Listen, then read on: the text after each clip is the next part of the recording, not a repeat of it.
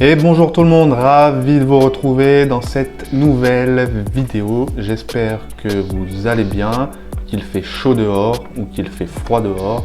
Peu importe hein, après la température, le climat, la météo, hein, on s'adapte. Hein. On est des êtres humains, on est là pour s'adapter, on est fait pour s'adapter. Bon sang de bonsoir.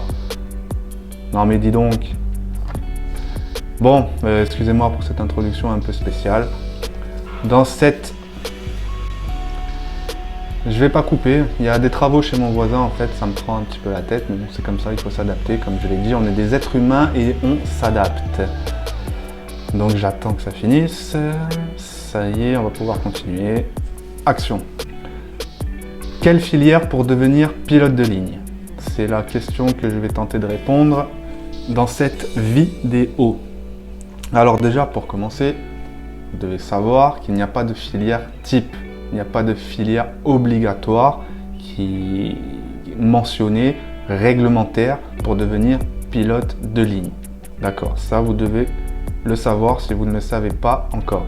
Mais, parce qu'il y a un mais, il y a toujours des mais, pour s'ouvrir le maximum de voies possible, si vous êtes encore collégien ou lycéen, l'idéal c'est quand même d'avoir un bac scientifique, d'accord, donc un bac S, et ensuite faire des études supérieures dans le domaine scientifique. Par exemple, faire des études d'ingénieur ou une classe préparatoire pour des écoles en mathématiques. Enfin, vous m'avez compris, quelque chose de scientifique. D'accord? Ça, c'est pour vous ouvrir le maximum de voies possibles. Que ça soit les KDR France, par exemple, que ça soit les NAC. Donc, et également l'armée aussi, même si l'armée ne demande pas forcément un bac scientifique, mais vous devez tout de même avoir le bac. Et ensuite réussir aussi les tests de sélection, donc peut-être que avoir un bagage scientifique, ça peut aussi quand même vous aider, je pense. Et je parle vraiment pour ces filières-là, c'est-à-dire les NAC, les KDR France par exemple, étant donné qu'ils ont réouvert, et l'armée aussi, hein, parce que peut-être que vous pensez que l'armée, voilà, pas besoin d'eux, mais pas besoin d'eux, je veux dire, avoir certaines connaissances scientifiques, mais vous allez piloter des avions, donc vous allez être comme n'importe quel pilote, vous allez devoir savoir les mêmes choses qu'un pilote de ligne, même si vous êtes pilote de transport dans l'armée par exemple, ou pilote de chasse, on est d'accord. C'est un avion, il vole de la même manière, que ce soit un avion militaire ou un avion civil. Voilà. Mais également, si vous n'êtes pas dans ce cas-là, que vous n'avez pas fait d'études supérieures dans le domaine scientifique ou que vous n'avez tout simplement pas fait d'études supérieures, il ne faut pas que ça vous décourage.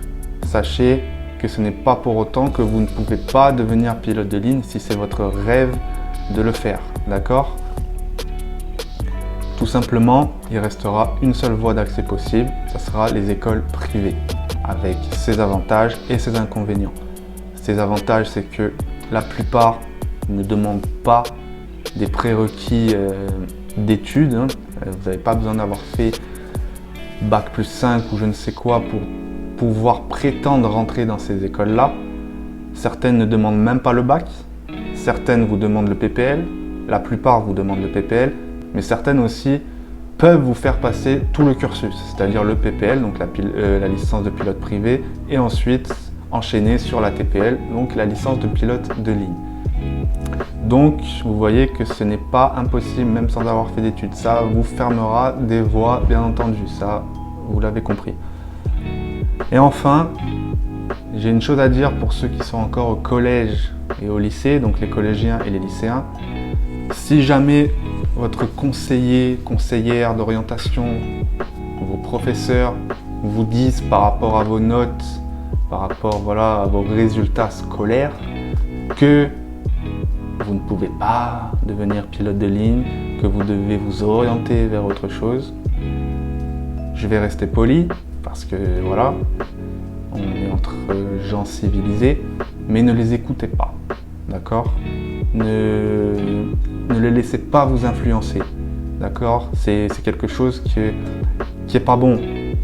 C'est pas parce qu'ils vont vous dire que vous ne pouvez pas y arriver parce que à l'instant T, à ce moment-là, vous n'avez pas des notes super en maths, par exemple, que vous ne pouvez pas y arriver. Il vous suffit de travailler pour justement augmenter améliorer vos résultats par exemple.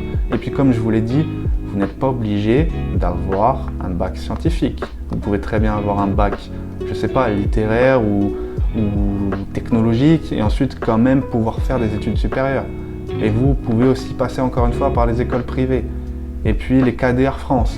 Selon les prérequis, vous pouvez postuler pour rentrer dans leur phase de sélection. Donc, ne les écoutez pas, ne les laissez pas vous influencer. Si vous avez un rêve, gardez-le en tête, restez focus. Et tous les bruits extérieurs qui vous disent non, tu ne vas pas y arriver, laissez-les parler, laissez-les s'évaporer.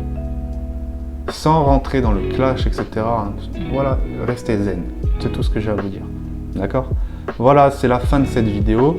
Encore une fois, n'hésitez pas à vous abonner. C'est même pas n'hésitez pas à vous abonner si vous regardez la chaîne. Et je sais qu'il y a beaucoup de gens qui regardent les vidéos et qui ne s'abonnent pas. Donc s'il vous plaît, j'aime pas quémander, mais abonnez-vous. C'est important pour la chaîne, pour la montrer au plus de monde possible. D'accord? Et également, mettez-moi un petit like. Activez la cloche, comme ça vous serez au courant des prochaines vidéos. Et moi, je vous dis à bientôt dans une nouvelle vidéo. Allez, ciao, ciao!